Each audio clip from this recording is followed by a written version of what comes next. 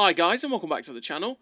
Today I've got the on-track series video for the American Tier 10 turreted tank destroyer, the T110E4. Yes, I've finally got another on-track series video for you, and it is in the E4.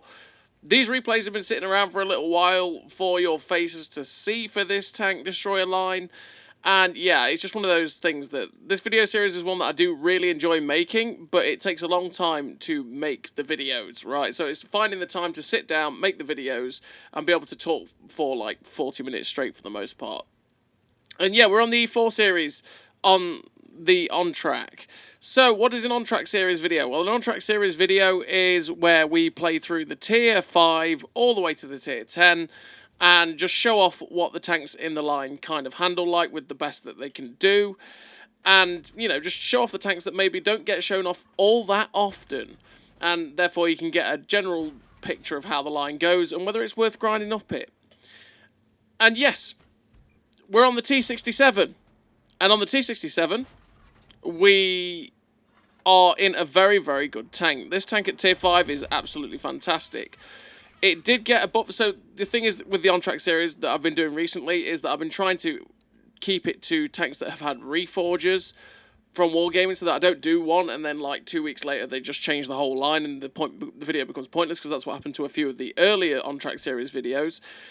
And yeah, the T67 has received some buffs. Now these buffs were literally a year and a couple of months ago, but for those that are returning and checking out the line again and stuff like that, or for those that just didn't see it, I'll just point out the buffs that have changed to these tanks in this line. The T67 was no different. The T67 was already a fantastic tank, and it has received some changes. Its stock gun, the 57mm, got some buffs to its dispersions after shot and turning the turret. The 3-inch gun actually got a DPM buff, which is kind of mental, because the 3-inch gun already fired very, very quickly, but it is the stock gun, so, I mean, well, sorry, it's not the stock gun, but it's the second gun in the grind, right? But that makes that stock gun really, really good. But it nearly competes with the top gun, which is what you're seeing here, which has like 128 pen and 177 premium pen.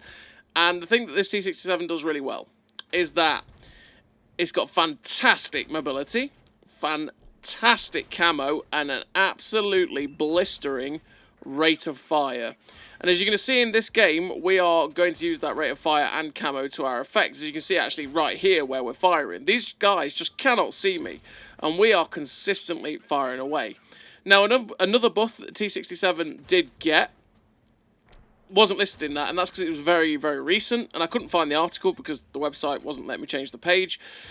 And that is that the HP on this tank got buffed. It got buffed from the 360 that you're seeing in this replay to 500, which doesn't change the playstyle all that much, to be honest, because it's still a very stealthy tank destroyer and it wants to stay unspotted. But it means that you can just take that extra hit or two, which is definitely very, very nice. And that's something for the Hellcat as well. The Hellcat will get... The thing with these first two replays, like I say, because they've been sitting for a little while, is that you will see that the HP is different to what it actually is for the tank. And like I say, so the T67 has 500 HP, and the Hellcat will, well, we'll get to that when we get there, right? So the T67, yeah, is an absolutely unbelievable tank. The one thing that it does have that happens a lot is that you run out of ammo, and I suspect that will happen even more now that they've buffed all the HPs, because, well, if they've buffed all the HPs, yeah, that means that you're going to be having to do more damage on average to finish a game, and you're going to run out of ammo, and as you can see, we are running out of ammo in this game.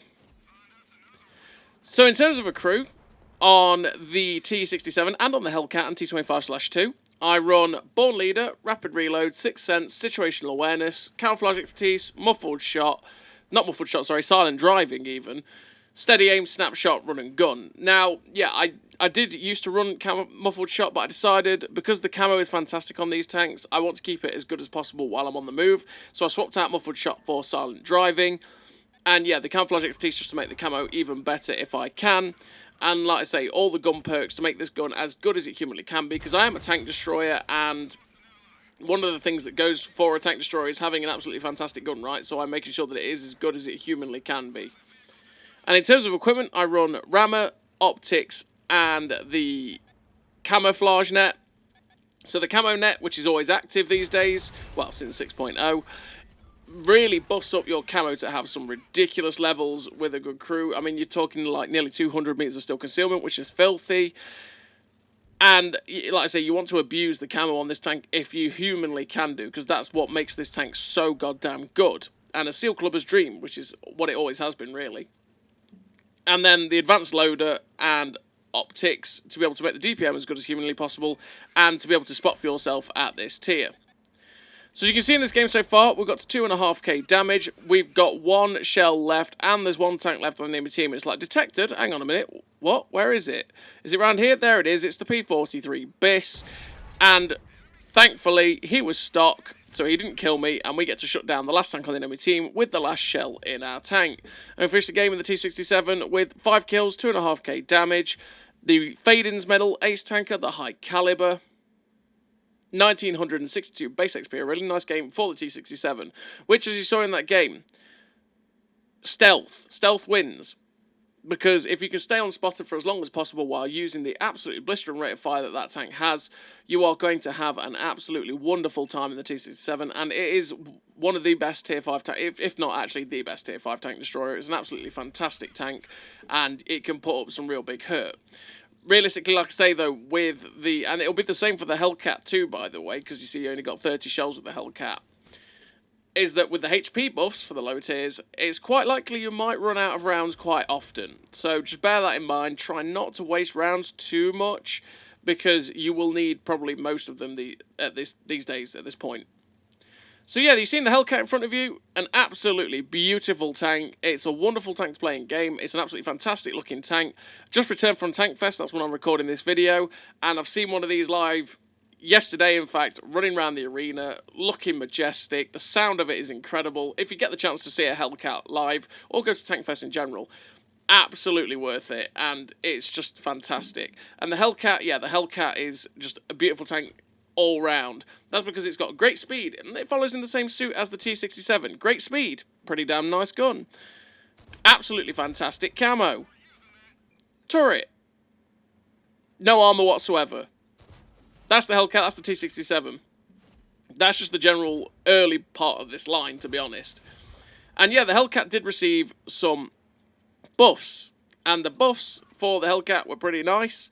And so what were they?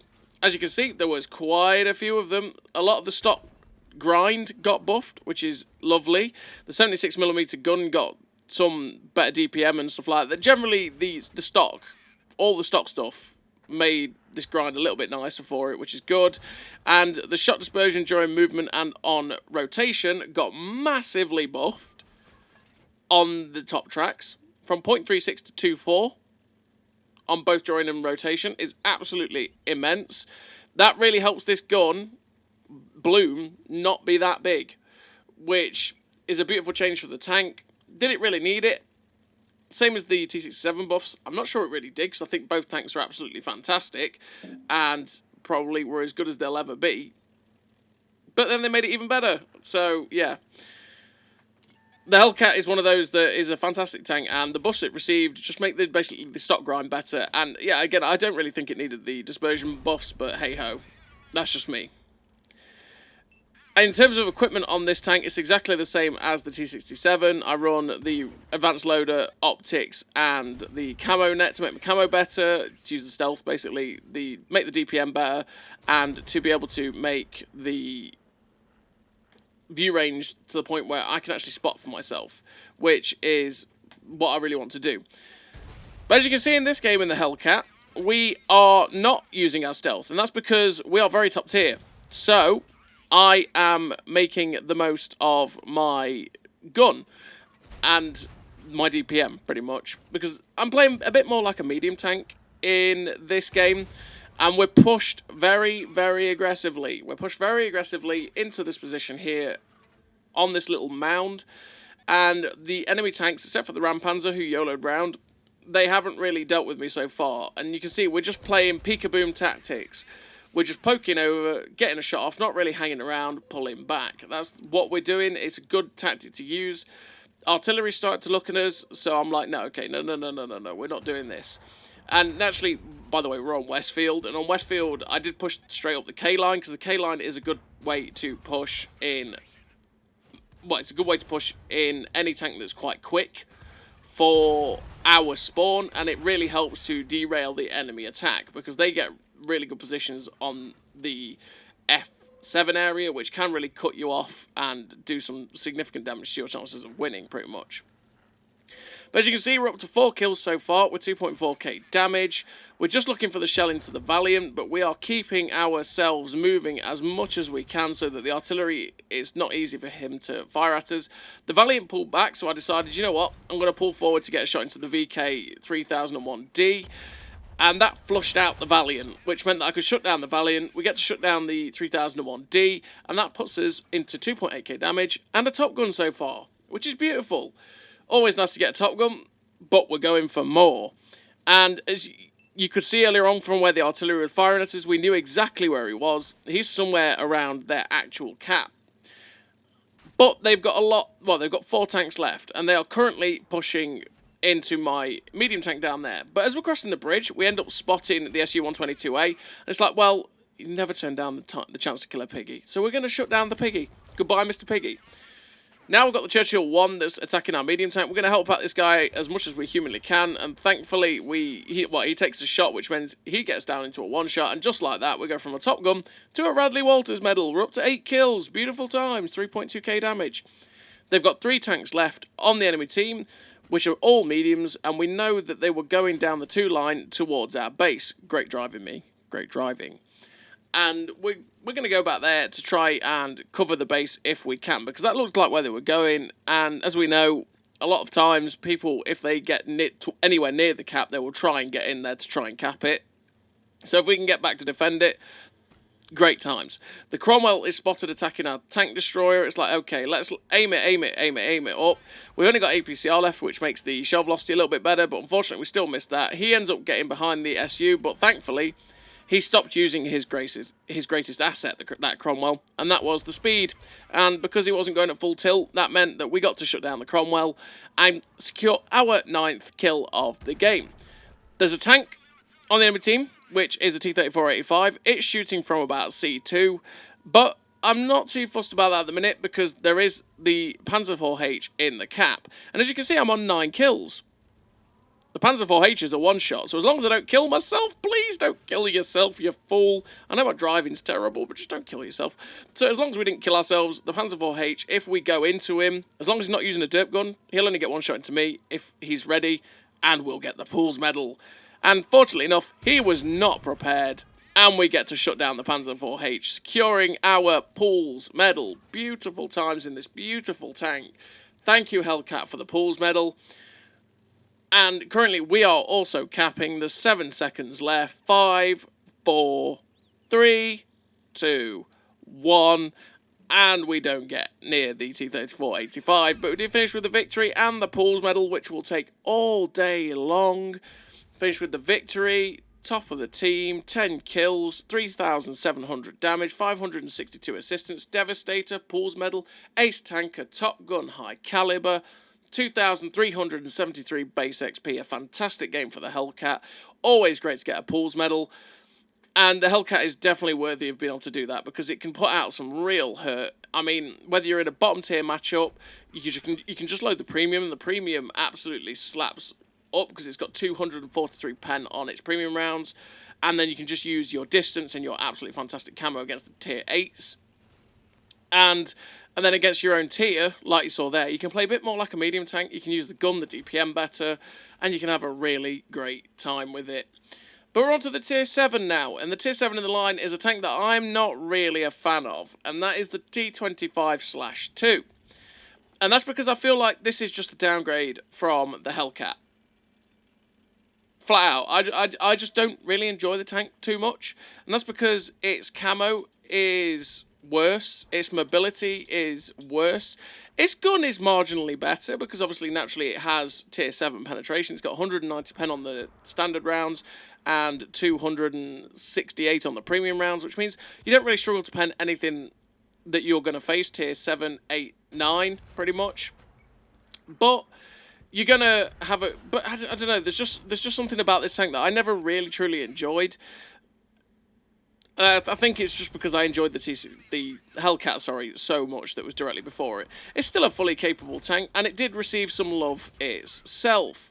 So the T25/2, what changed on this tank? Well, they buffed the traverse speed from 30 degrees a second to 32 on the hull, and they buffed the terrain resistances. So hopefully it can help itself get to its 50 kilometers an hour or 56 kilometers an hour top speed, because that's one thing about this tank, is it was always fairly sluggish to play, as opposed to playing the Hellcat or the T67, which were absolutely rapido. And obviously with some of the other changes, like the traverse speed on the turret, they buffed it from 18 degrees a second to 20 degrees a second, which extra 2 degrees a second doesn't sound like much, but it is. It really makes a difference for the turret traverse. Not a great deal, but you do feel the effects of that. On the whole, I do think it's a pretty... I mean, I can tell the difference, right? I don't like the tank. I don't enjoy playing it, but it's a pretty decent Tier 7 tank destroyer. It does its job well. It's pretty competitive, and a lot of people will enjoy it. It's just I enjoyed the Hellcat so much that it sort of sours the T25/2 a little bit too much. As much as I also enjoyed the Super Hellcat too, by the way. And the Super Hellcat as a premium Tier 7 tank destroyer, I think is just better than this tank. But hey-ho. So as you can see in this... Oh, and by the way, in terms of equipment, the same as the T67 and the Hellcat, rammer, optics, and the camo net. And the same crew too. It's the next one where it changes. So as you can see in this game so far, we're up to 2.8k damage with 5 kills. I'm just trying to kill the top gun. The artillery takes a hit, and thankfully that means we can get the top gun. We're up to 3k damage with 1300 assistance. Come up behind the T25/2, we're up to 7 kills, and I'm looking at this going, oh my god, I could get a Radley's here. The T25/2 in front of us starts to turn around. We get a nice shot into him, but I am being conscious about the medium tank on my left, which is a Poodle. He's not looking at me though, so I decide, okay, I can get some shots into this T25/2. And unfortunately, we bounce. And then he gets shut down by the IS-2, which high rolls, so there goes the Radley Walters chance from that tank. Sad, sad times. But there's still the Poodle and the heavy tank. We come round, we can get this guy in one shot, but we low roll, which means that he's a one shot for the VK, and he gets shut down by the hammer. God damn you, RNG! We could have had another Radley Walters there, but hey-ho, sad times. RNG said no, and we rolled low. But there's still the T29 in front of us. Maybe we can get in there to get the kill on him, who knows? He is still pretty healthy, so we're just going to come up behind him, pop over the ridge, slam a shot into his back end, and he decides that I'm the one that he's going to try and shoot. But he turns around, he gets rammed by the guy. I'm thinking, yes, Radley Walters! Yes, we got it! Thankfully, he ends up taking a hit, which puts him down onto a one-shot for the T25/2. And we finish with the epic victory. 8 kills, 4,000 damage, 1,400 assistance. The Devastator Radley Walters Ace Tanker Top Gun High Caliber. 2,246 base XP, a really great game for the T25/2. Again, a tank that I'm not really a big fan of, but as you say, it's not a bad tank. It's just that I prefer the Super Hellcat or the Hellcat, right? And we're on to the Tier 8 in the line, and the Tier 8 is where this line significantly changes, right? And that is because the T28 Proto goes from a very stealthy tank, or should I say, it goes from the first 3 tanks in the line, which are pretty damn stealthy, but have 0 armor and pretty damn nice guns. Now you get to the T28 Prototype, and the T28 Prototype has a pretty damn nice gun, but it's got very good armor, which means that it's pretty damn slow. It does have pretty decent camo as well for this kind of tank destroyer, so that is a bonus if you wanted to set it up for that. But on the whole, it's a bit more, it's a complete change in playstyle. You go from the stealthy tank destroyers where you're trying to stay away from the battle and you know, use your distance and stuff like that, onto the T28 Prototype where you are brawling. You're going to get stuck in, use the great 120mm gun that this thing gets, and just start smashing away. The armor on it is really solid, especially since they buffed it. So yeah, they buffed the T28 Prototype, same as they did the Demolisher. What did they change on this T28 Prototype? Well, on the T28 Pro, they changed the armor. So the frontal armor went from 208mm of armor to 240. The side one went from 139 to 165. The rotation speed on the turret went from 18 to 20. The 90mm gun got buffed, which is the stock gun. The 105, the other stock gun, got buffed too on its dispersions, as well as the reload on the 90mm. and the hull rotation went from 18 degrees a second to 22, which means it does traverse just a little bit quicker, which is really quite nice for the tank. It means that you can turn on the 6 a little bit better, but it is still very slow, and you might want to make that better. Who knows? And in turn, well, yeah, the buffs on this tank, to be fair, by the way, made this tank even nicer, and it means that the armour doesn't stand up still to tier 10s that much, realistically, especially if they're firing premium, the same as tier 9s, but it gives you leeway, especially if they're firing standard. They will struggle to pen you, and especially in your own tier as well, you become an absolute juggernaut with armour, as long as you drive properly, unlike me. So, yeah, the buffs on it really did help. In terms of a crew, though, what do I run on this tank? Well, I run Born Leader, Rapid Reload, Sixth Sense, Situational Awareness, Steady Aim, Snapshot, Run and Gun, Trap Mechanic, and Rapid Aim. I run Rapid Aim to make this turret traverse better, because the turret traverse on this tank is very slow, and the gun perks to make the gun as good as humanly possible, again, because it is a tank destroyer, it does rely on how good the gun is a lot, and that's just what I want from it.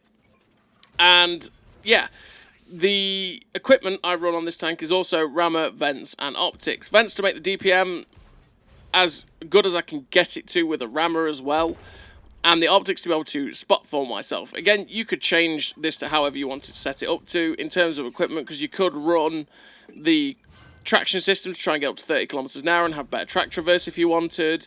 You could run the camo net to make your camo better, because you do knock the concealment down by like 40 meters, which is a really nice thing.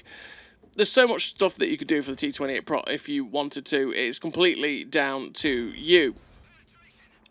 And yeah, in terms of that crew, by the way, you could drop something like Snapshot and run clutch braking again to make the track traverse even better, just to try and give it some flexibility in turning.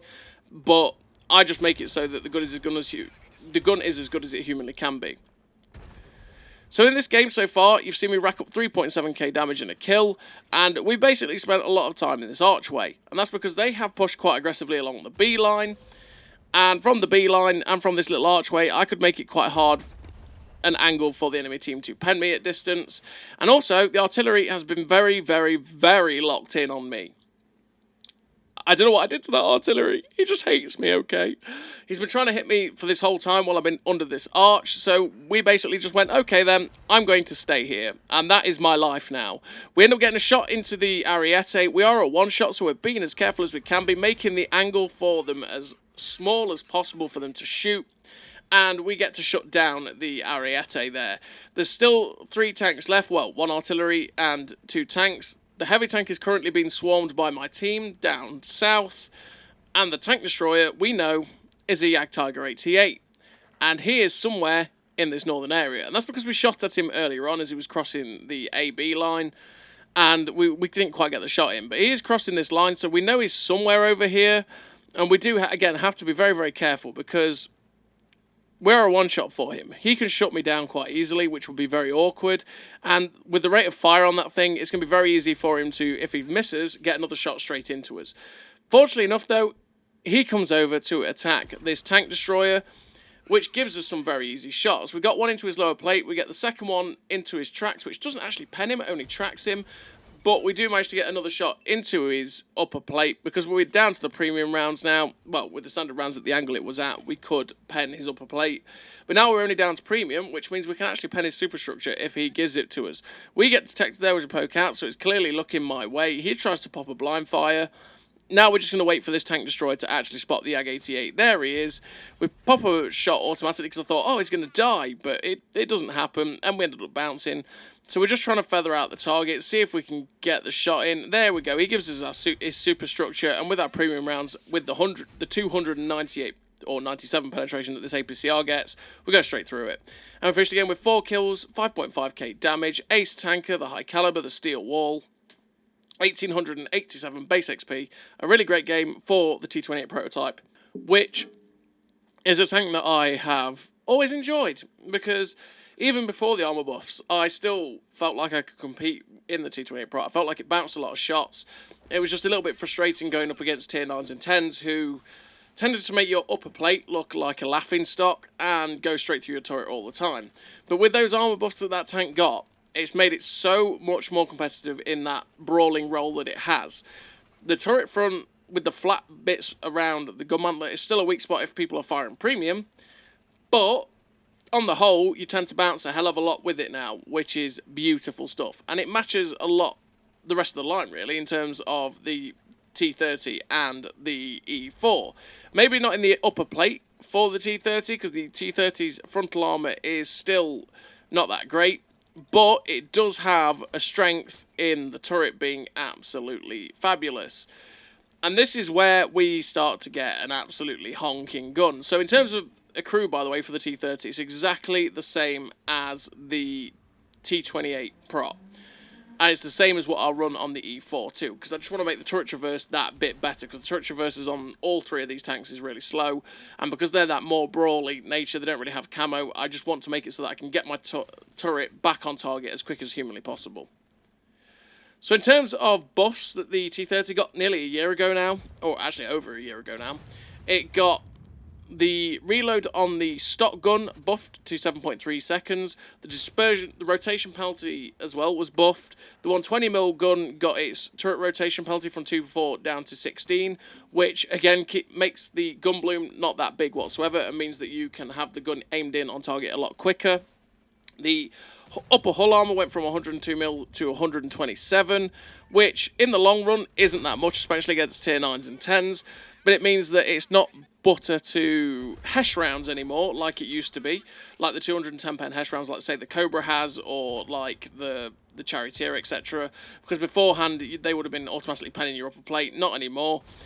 And there's quite a few times when I've fired Hesh at these things upper plates and it just doesn't go through, and I'm like, why? It's because it got buffed, which is, you know, decent. And as well as that, the lower plate got buffed to 101.6mm as well. Like I say, not anything too significant, seeing as that's not that thick, really, against the guns you're going to face, but it, you know, it helps you ricochet a little bit. And the turret got the rear of the turret got buffed from 102 to 203, which again means that it's not as squishy when you've got the back of the turret. You're best to just shoot the back end and not the turret. The roof armour got buffed from 38 to 63.5, and the hatch from 51 to 101.6. The roof armour got buffed with that 38 to 63 is lovely, because that means that 120mm guns plus just don't overmatch your roof, which used to happen a lot, where people would just shoot above your gun and then hit the roof and overmatch it, and it was really, really frustrating. But now, most guns in the game cannot overmatch the roof anymore, and that really helps you to bounce more and more shots while you're hull down, which is where this tank wants to be. It wants to be hull down, it wants to be using rock outlines and ridges to block damage off its turret and then deliver big punches with this 750 alpha gun that it has, because this 155mm gun is the most troll cannon ever.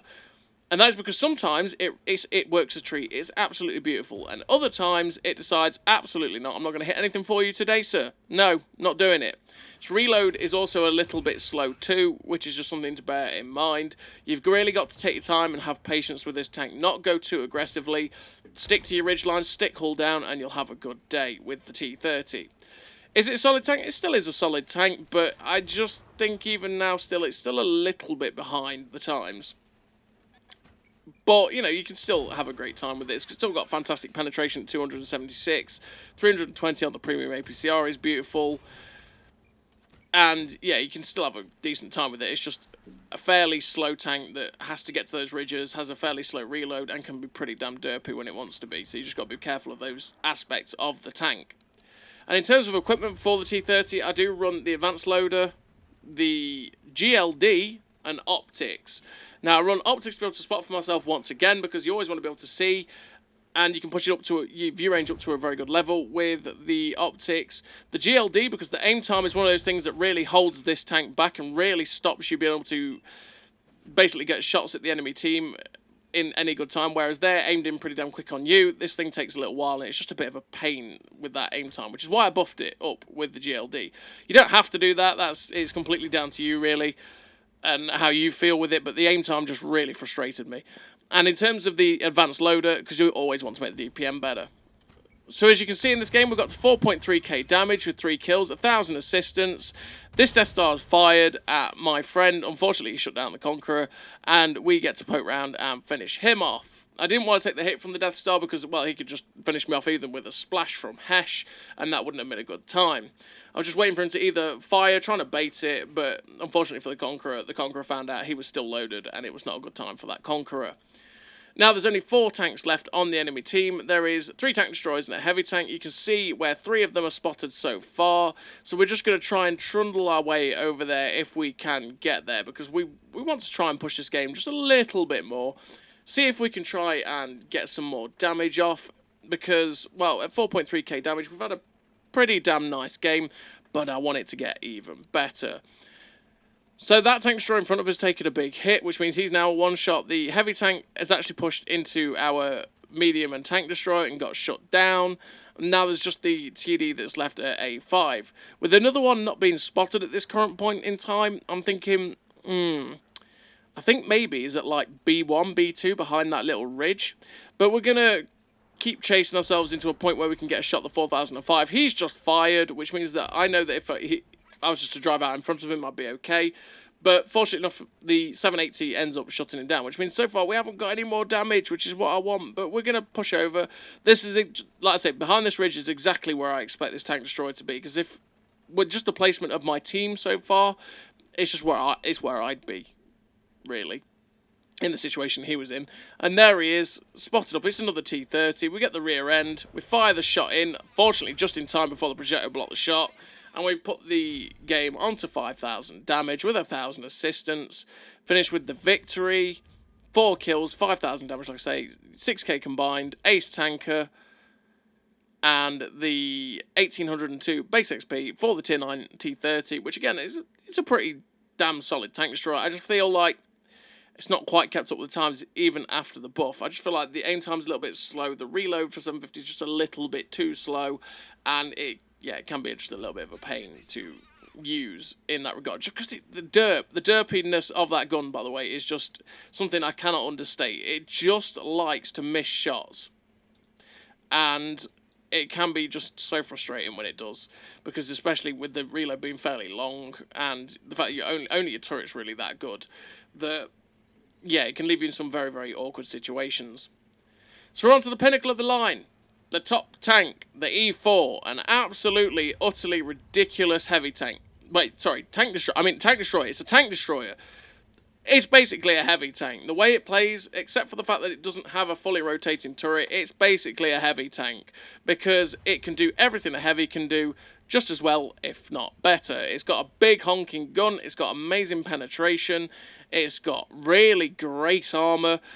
The mobility's so-so, but that's just because it's heavily armoured. It's got a pretty damn nice gun.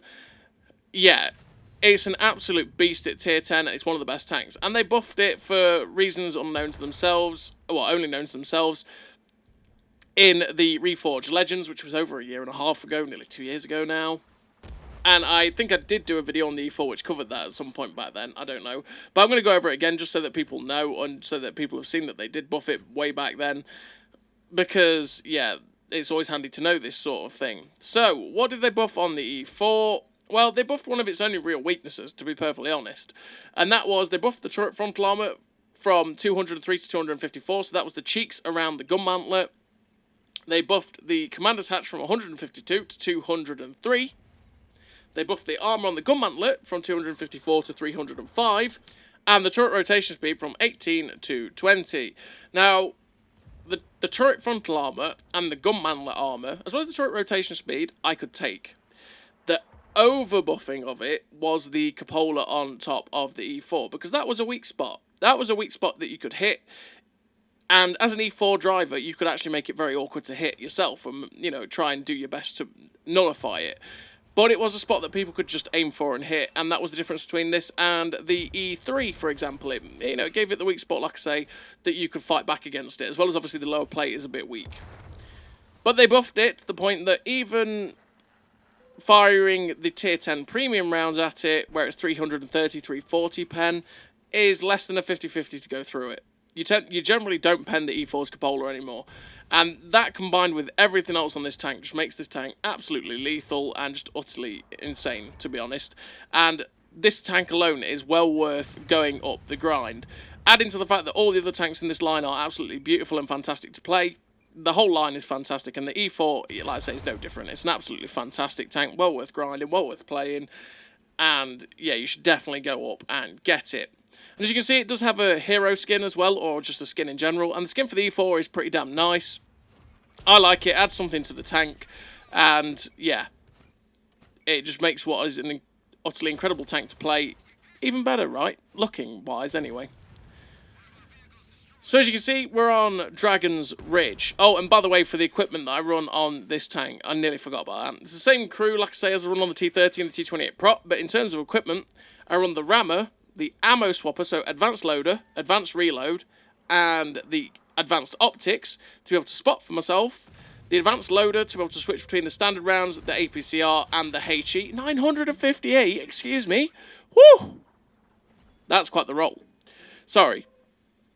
Yeah, the advanced reload to be able to switch to the HE rounds especially against the lightly armoured tanks like 4005s and Death Stars, well not Death Stars, 4005s and Waffles, that's what I was looking for, because they have 90 pen, which is fine, and actually really good to load to go up the backsides of a lot of tanks as well, like a lot of the American tanks and a lot of the British tanks if you get around them, and then you can hit them for 1,100, which is filth, and is a really big thing that you can use. So that's why I run it. And then ramming naturally to make your DPM 10% more, well, 10% better. So as you can see, we're in a bit of an awkward situation on Dragon's Ridge here. We get in front of a Jagdpanzer because he manages to really well maneuver that situation. And we end up losing 1,000 hit points. We got a bit lucky as well earlier on that an AVRE shot us in the side and then only splashed us. He could have quite easily penned us and taken away 1,400 hit points as well. But we're up to 4.6k damage, and we unfortunately don't kill that AVRE there with that shell. It 295 pen didn't pen his side. Sad times. It did go low and ended up hitting the tracks where there's no hull, but yeah, frustrating nonetheless. Now we're on this slow trundle up this hill that we have with Dragon's Ridge. It's a map that I truly detest. I really don't like Dragon's Ridge, and I don't like it in many of the tanks, to be fair. They've got 4 tanks left, which is a medium tank, a tank destroyer, and 2 artillery. The medium tanks just got spotted at F3. The tank destroyer, which is the Jagdtiger, I am fully expecting to be sat in the tank destroyer position, which is one of the broken spots on this map, exactly where I just pinged. And that is up on that hill. He's just killed the AVRE that was over there as well, which makes me think, yeah, he's definitely over there. Nice HE round there. Unfortunately, didn't need it because someone else got a shot in, which made him a one-shot anyway.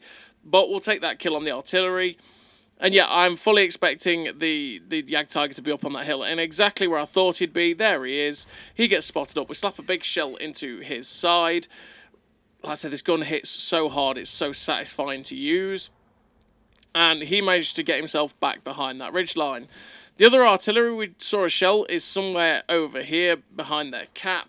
So we're going to push over to see if we can get towards it. We load HE, and it's like, there he is, it's a T92. Oh my god, we can't kill it in one shot. We don't pen it with the HE. Oh, good gravy, that's not good. I was hoping to pen it and get like 1,100 damage, but unfortunately, we didn't quite do it. He ends up splashing us, doesn't kill us, fortunately, and the Jagdtiger ends up bouncing off our upper plate. We are so lucky to be alive. I'm so sad that the HE round for 90 pen didn't go into the T92, but hey-ho. The artillery manages to hit the Jagdtiger, which gives us a bit of spotting. We're up to 6.8k damage with 2,000 assistance. And we're just trying to push in to see if we can shut down the Jagdtiger. We've loaded premium just so that I can guarantee, because I'm a one-shot for him, I don't want to take the risk of just driving around and bouncing on him.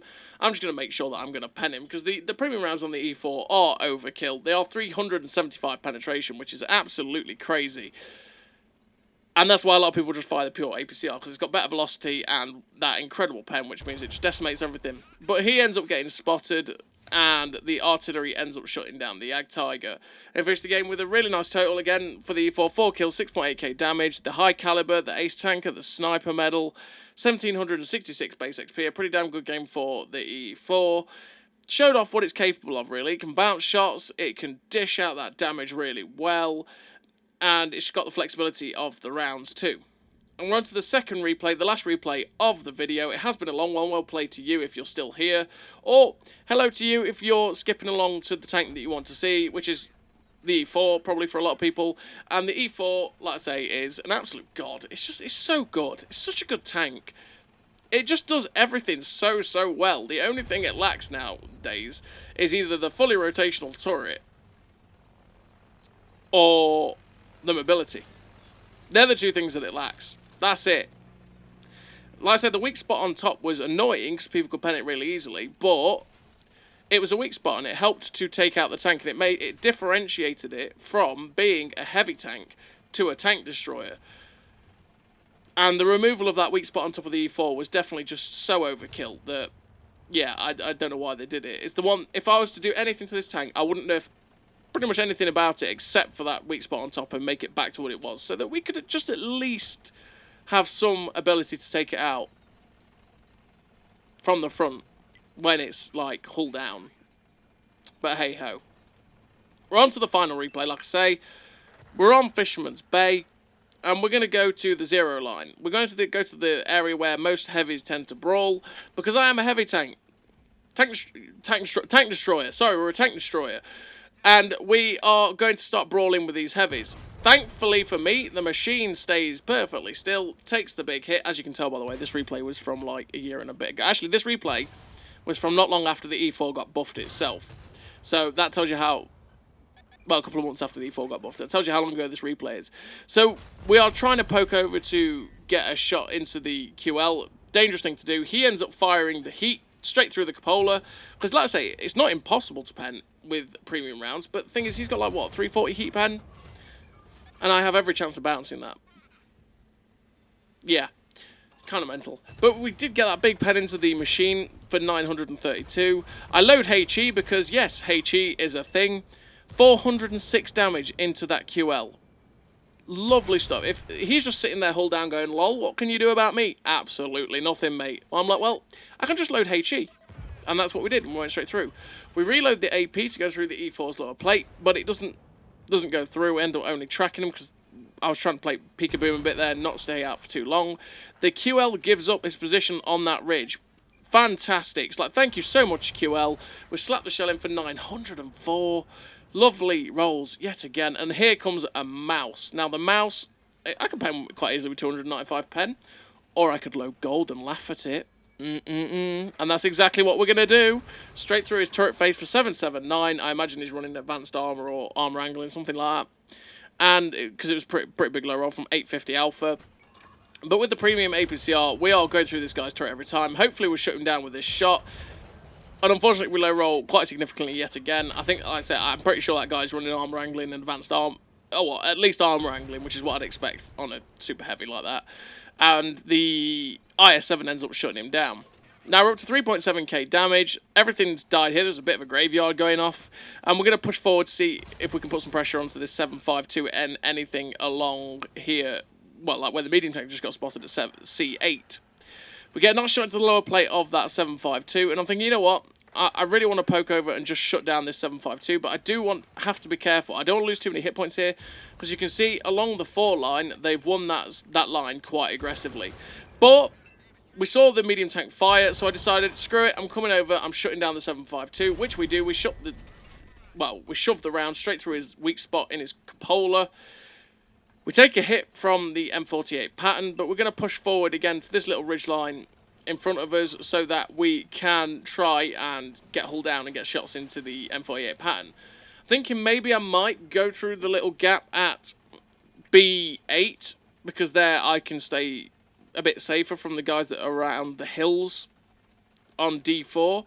But then the heavy tanks end up getting spotted, like there's 66 and that heavy tank over there. I'm just looking over the ridge to see if he's in the open, which he is, and that means that I can get a shot, hopefully, to shut down that guy, which we do. We managed to shut down the T95 FV4 201 with a pretty good shot. The Emil 2 gets spotted, pressure from a heavy tank, but the Chisel gets spotted out in the open. I'm like, right, okay, another chance to shut down another tank, which will be a good time for my team. We aim the shell up, and we shut down the Chisel. We take a shot there from something over in the distance, which really quite hurt. I assume that was something like the tank destroyer, whatever that tank destroyer is. That took a lot of my hit points, which is not a good time. The 2 heavy tanks have dealt with the Emil 2, so we only have to really worry about what's in front of us. And there it is. It's a griller. We load HE. Again, we didn't need the HE because they ended up taking enough hits for us to kill him in one shot, but hey-ho, we end up shutting him down with that shot. We're up to 7,000 damage. There's still the 66, there's still the Object 140, there's still another heavy tank and medium tank somewhere. We're aiming up on the Projector 66, and, yep, 295 pen just bounced off that guy's upper or lower plate, which probably should have got in because the Projector 66 isn't that well armoured. But angles are a thing, and we probably hit an angle somewhere, which meant that we just bounced on that Projector 66, unfortunately. But now they've moved back into the ridges, which means we're just going to push forward because we've got sponges in front of us, basically. We've got 2 heavy tanks and a medium tank, which are the ones that are likely to get spotted and shot at, so that will give us time to get across without getting killed, because we are a one-shot for everything, and I want to try and get as close to these guys as I can so that we can try and shut down either the 66. We know there's a chieftain now at A1, we know there's a tank at K3, so there is the 2 tanks that were in front of us, so hopefully we'll get there to shut them down. We're loading the premium so that we can guarantee go through the 66. I was kind of still annoyed that I bounced the AP round, so I was like, well, if you're going to bounce AP rounds, how would you like APCR, my friend? You know, because I kind of feel dirty with the E4 when I load premium, which is why I only have 5 shells, because you don't ever really need them unless you see mouse and laugh, right? But fortunately enough, we catch the 140 out who was crossing the open, we shut that guy down, and the medium tank the heavy tank, the VZ55, ends up taking a hit from the medium tank on K2. The 66 comes over to hurt the heavy tank. We managed to get a big slapping shot into him, which puts him down to a 1-shot for the VZ. We're lucky that he is stock, because he's stock and he's using the 105, or his choice really, because it's your choice to use the 105 or the top gun. He didn't actually get the chance to kill us because he only has 320 alpha as opposed to 400. If he had the 400 alpha gun, we were screwed there. But we're fortunate, we survived that. We try and get the pixel shot into the 30B, couldn't quite get it in, and the team ends up capping the game. But we do finish the victory with a really nice total for the E4. 5 kills, 8.2k damage, 696 assistance, ace tanker high caliber, the sniper medal, 1709 base XP. A really nice game for the T110E4, which is well worth grinding to. The whole line is really nice to play. It's a really enjoyable tank destroyer line, and the E4 is an absolute god heavy tank. I mean, tank destroyer at tier 10. So as always, everybody, thank you very much for watching. I'll see you next time.